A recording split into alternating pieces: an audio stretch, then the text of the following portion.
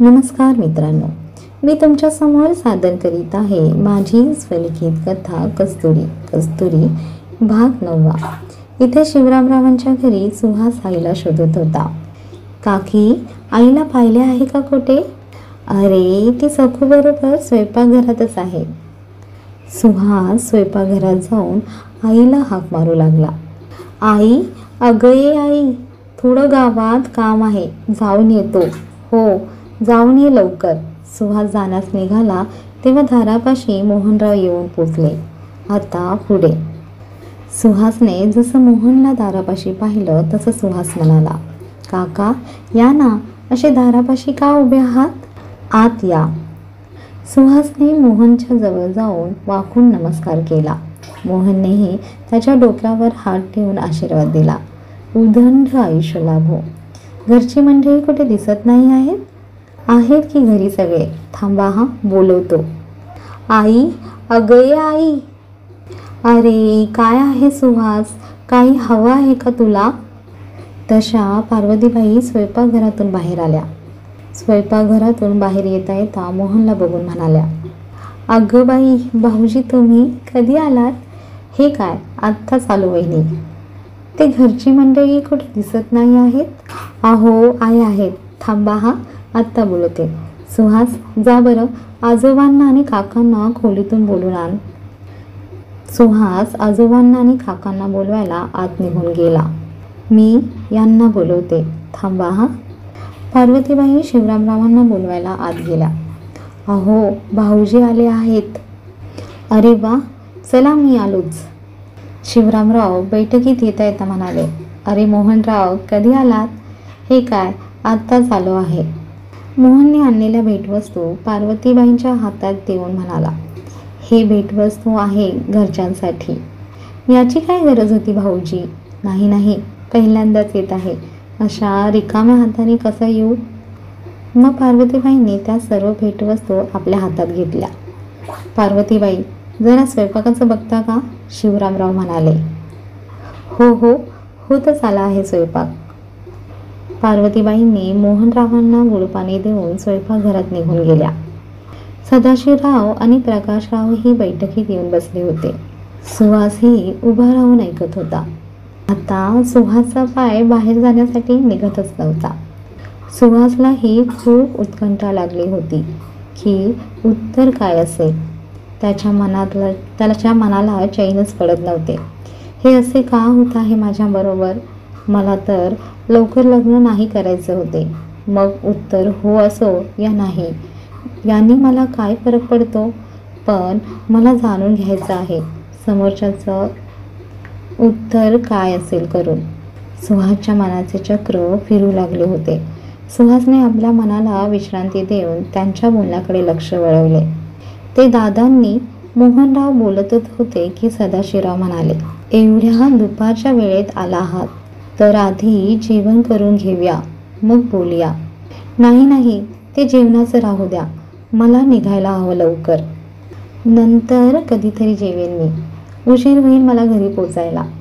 मोहनराव म्हणाले, अहो जेवूनच झाला आहे स्वयंपाक, संध्याकाळपर्यंत घरी पोचाल तुम्ही, असे शिवरामराव म्हणाले. शिवरामरावांनी पार्वतीबाईंना हाक मारली. अहो पार्वतीबाई, पानं वाढायला घ्या. हे ऐकताच पार्वतीबाई म्हणाल्या, हो हो, आत्ता घेते. पार्वतीबाईंनी भराभरा पानं वाढायला घेतली. वृंदाही त्यांना मदत करत होती. जेवण्यासाठी सर्वजण बसले होते. जेवण झाल्यानंतर सर्व बैठकीत जमले होते. सगळ्यांनाच उत्कंठा लागली होती, उत्तर काय आहे करून. मग मोहनराव काय म्हणाले आहे? दिनकरराव, तुमच्या सर्वांचे उत्तर काय आहे? शिवरामराव म्हणाले, ते दादांनी तुमच्यासाठी चिठ्ठी दिली आहे. चिठ्ठी? का बरं? असेही सांगू शकत होते ना. शिवरामराव, त्यात काय लिहिलं आहे ते बघा आधी, सदाशिवराव म्हणाले. मोहनने चिठ्ठी शिवरामरावांच्या हातात दिली. शिवरामरावांनी चिठ्ठी वाचण्यास सुरुवात केली. प्रिय मित्र शिवराम, तुम्हाला आणि वहिनीला सप्रेम नमस्कार. घरच्या मोठ्या मंडळींना साष्टांग नमस्कार. आणि घरच्या लहान मंडळींना खूप खूप आशीर्वाद. पत्र लिहिण्याचे कारण असे होते की मला आणि सुधाकरला कामासाठी तालुक्याला जावं लागलं आहे. त्यामुळे मोहनला बाबांनी पाठवलं आहे. मोहनला या सर्वांचा काही अनुभव नसल्यामुळे त्याला कसं बोलावं हे कळणार नाही. म्हणून हे पत्र मोहनच्या हातातून पाठवत आहे. तसेही मोहन आम्हा सर्व भावंडांमध्ये लहान असल्यामुळे त्याला आम्ही एवढी कधी जबाबदारी दिली नाही. त्यामुळे मी हा पत्रव्यवहार करत आहे. त्यासाठी क्षमा असावी. आता आपण मुद्द्यावर बोलूया. तुम्ही घरी येऊन गेल्यापासून आमच्या घरात तुमच्या घरचे भरपूर कौतुक चालले आहे. खूप वर्षानंतर आम्हा दोघांची भेट झाली. खूप खूप मनापासून आनंद झाला मला तुमच्या भेटीमुळे. त्यात तुम्ही आमच्या कस्तुरीला मागणी घातली. काय सांगू शिवरामराव, एवढं मन भरून आलं माझं. असो, आमच्या घरच्या वडीलधाऱ्या व्यक्तींबरोबर आम्ही बसून निर्णय घेतला आहे की सुहास आम्हाला कस्तुरीसाठी खूप पसंत आहे. सुहास आमचा जावई व्हावा अशी सर्वांचीच इच्छा आहे. तुम्ही म्हणण्याप्रमाणे आपण लग्नाची सुपारी फोडूया. हे कार्यक्रम या एका आठवड्यात करून घेऊ आणि ते आमच्या महिला मंडळींसाठी योग्य आहे.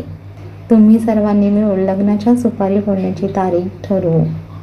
मोहनला सांगून द्या, म्हणजे आम्ही पुढची तयारी करू. पण माझी एक अट आहे. हे वाक्य वाचून झाल्यावर शिवरामने पत्र बंद करून आपल्या खिशात ठेवून दिले.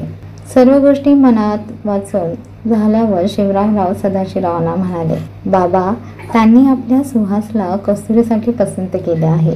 काय बोलता? अरे वा, ही तर उत्तम बातमी मिळाली. सदाशिवराव म्हणाले. तसे गोदावरीबाई म्हणाल्या, अहो पार्वतीबाई, जावा लवकर, देवासमोर साखर ठेवा आधी. हो हो सासूबाई, आत्ता जाऊन ठेवते. पार्वतीबाई आनंदाच्या भरात आत गेल्या. ही बातमी ऐकल्यावर सर्वांनाच खूप आनंद झाला होता. सुहासलाही मनातून एवढा आनंद झाला होता की काय सांगायचं. त्याच्या हृदयाचे स्पंदने जोराने धडधडू लागले होते. सुहास परत मनात बोलू लागला, ही कसली ओढ मनाला लागली आहे मला. पण बाबा, शिवरामरावांचे हे वाक्य ऐकताच सुहास लगेच भानावर आला. ही कथा इथेच संपते. भेटूया पुढच्या भागाला. हा भाग आवडला असल्यास लाईक करा, सबस्क्राईब करा आणि कमेंट करा. धन्यवाद.